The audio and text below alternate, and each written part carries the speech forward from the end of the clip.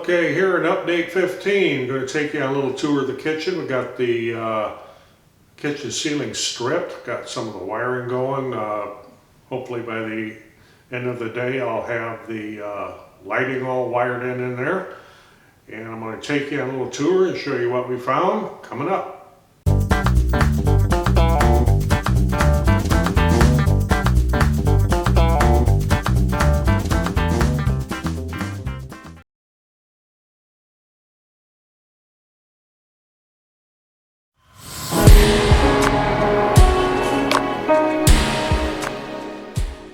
Well, the new DeWalt job site portable table saw has gotten quite a workout. As you can kind of see from the sawdust on the floor as we were cutting all these shims. And it's working out real good.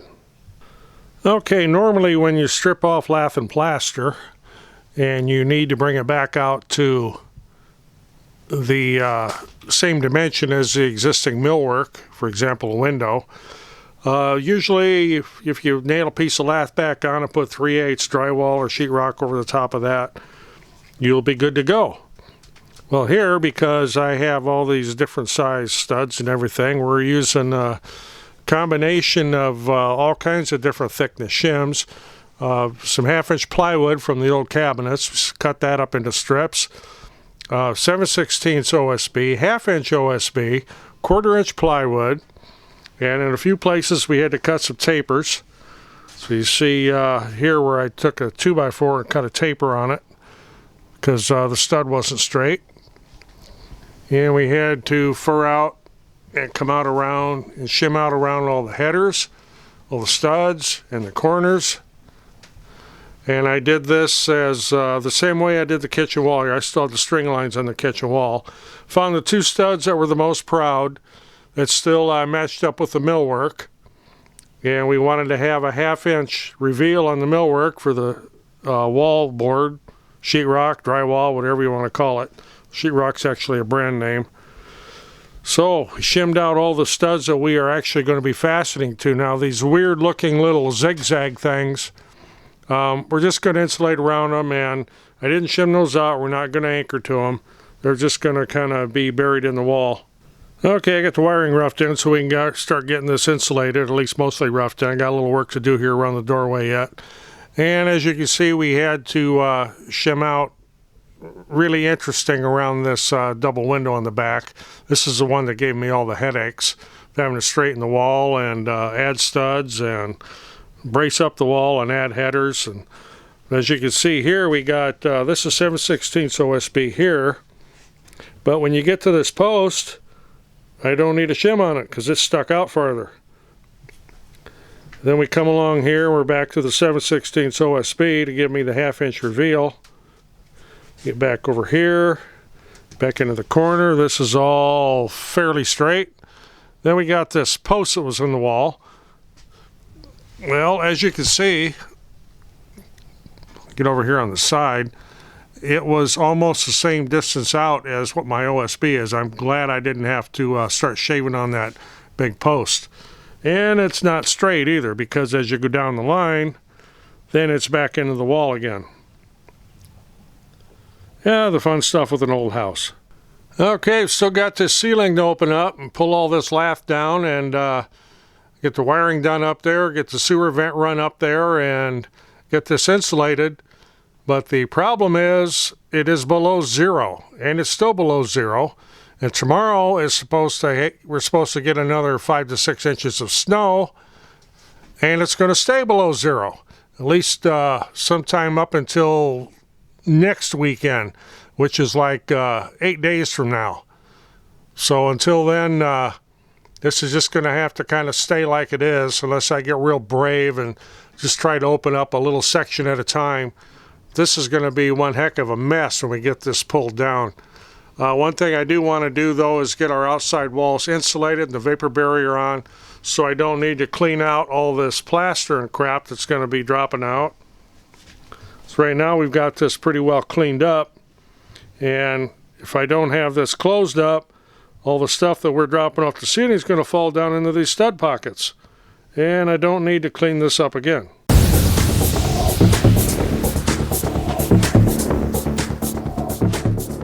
Okay, spent the day yesterday getting all the lath and plaster and dead birds and dead bats and old bees' nests and mouse nests and everything else off this ceiling.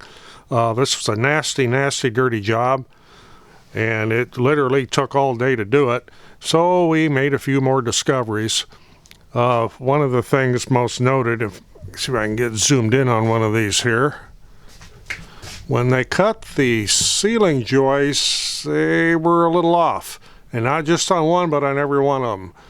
And of course, it's been here since 1944 and it's held up, but I'm still going to put a piece onto the side just to give a little bit more support over there where it lays on the plate. And the other thing we found was that when they did put the new roof on, they put ice dam barrier. We're in the north, and that's what this, where you see in between the sheeting, that's what that shiny stuff is. It's a very thick mat. It extends, hopefully at least, well, I know it goes at least 3 feet up the roof here. And hopefully they did the 6 feet one like we did on our house, but because this is a pretty low pitch roof right here. And one time a board had been replaced. So as we go up, like I said, it's a hip roof. It's pretty low pitch. Another thing I found is that when they put the ceiling joists in, since this is balloon framing, they don't sit on top of a stud. In fact, this one here, where there used to be a door and there was no door header, it's nailed to another 2x4 that's laid on top of a few other joists. So it's kind of toenailed up there. I'm going to put a little support block underneath that.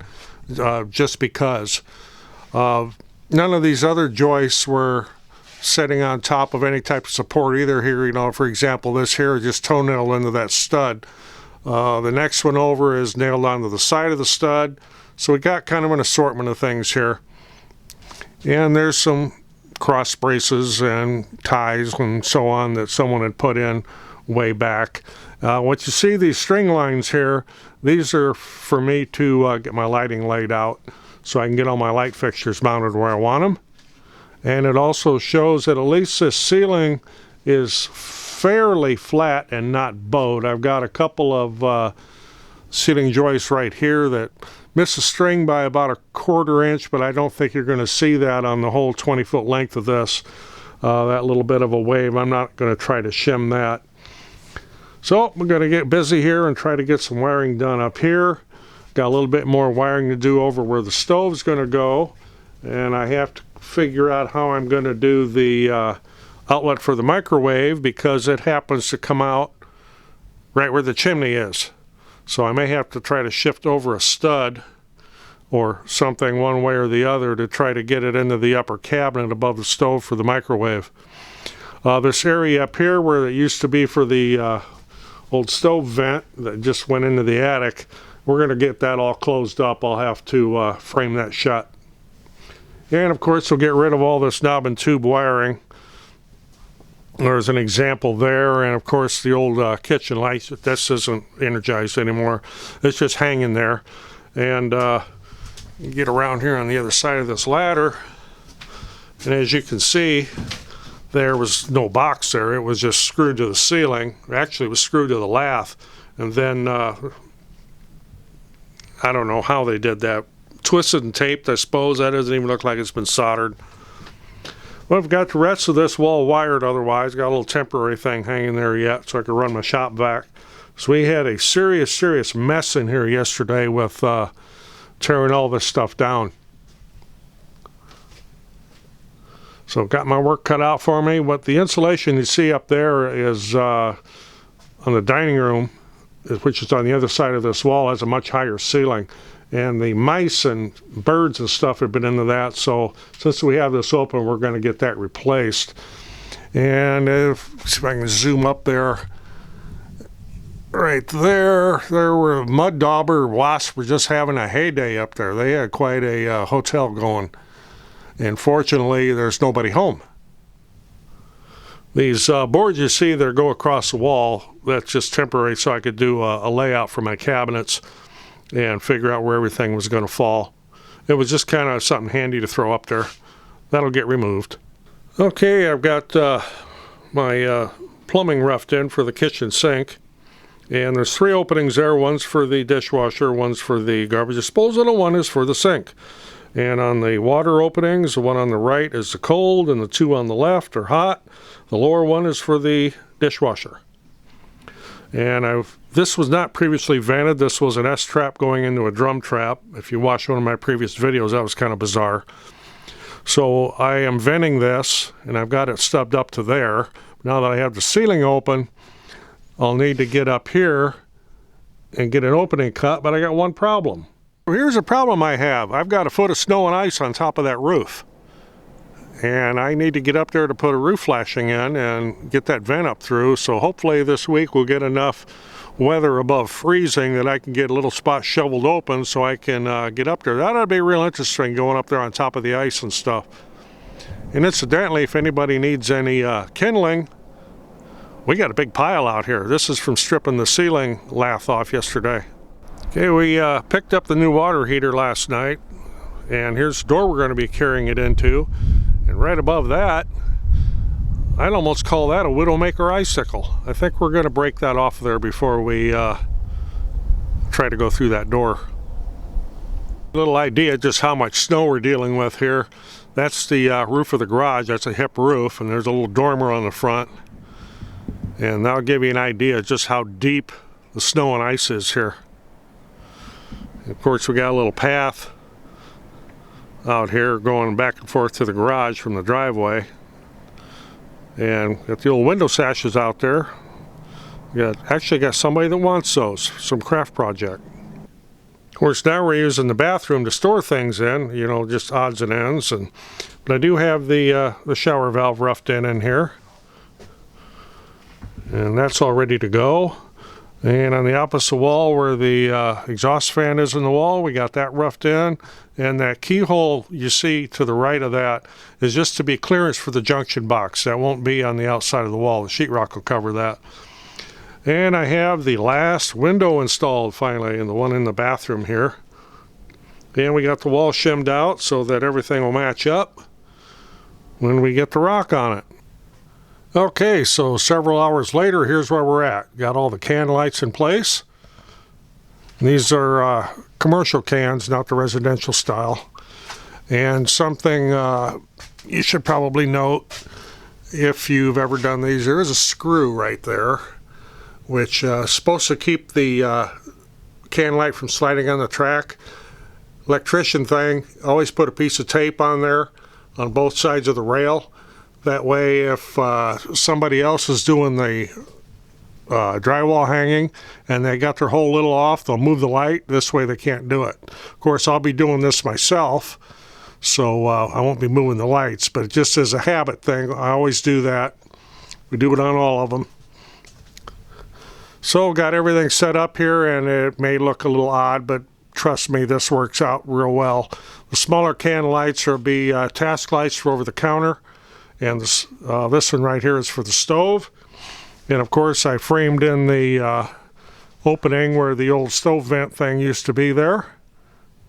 And added a whole bunch of braces. There's one there. I was just using up scrap wood. So we got various sizes of wood here, but I went around and got this whole ceiling leveled up. If I don't trip and kill myself here walking through this. And all these tails that were short, added on pieces there, add a little bit more support. Of course, we added support to the ceiling joists because it really needed it. The ceiling was really bouncy. See quite a few of these along here in the center where I added braces up. That way the ceiling doesn't bounce. That was something I really noticed that as I was putting the lights up, how much the ceiling bounced.